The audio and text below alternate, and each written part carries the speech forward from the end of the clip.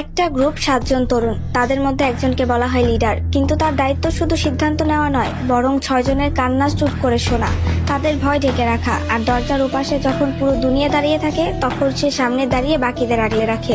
হ্যাঁ, আমি আরএমের কথাই বলছি, ওরফে কিম নামজুন। যখন বিটিএস নামটা কেউ চিনত না, নামজুন তখনও বিশ্বাস রাখতো এই 6 জন একদিন আকাশ ছুবে। যখন জাঙ্কুক কনফিডেন্স হারিয়ে ফেলতো, নামজুন তাকে বলতো, তুমি পারবে, তুমি আমাদের গর্ব।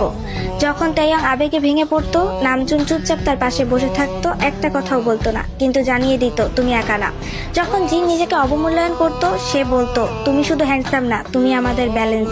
যখন ইয়ংকি নিজের দুঃখ গানে ঢেলে দিত, নামজুন তাকে বলতো তোমার ব্যথা আমরা আমাদের শক্তি বানাবো।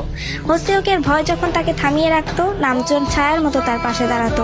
আর জিমিনের চোখে যখন অশ্রু আসতো, নামজুন এক ভাইয়ের মতো তার পাশে গিয়ে তার হাত ধরতো। সে কখনো নিজের কষ্টগুলো দেখায়নি, কারণ তার কাছে লিডারশিপ মানে সবার আগে নিজেকে নয়, বাকিদের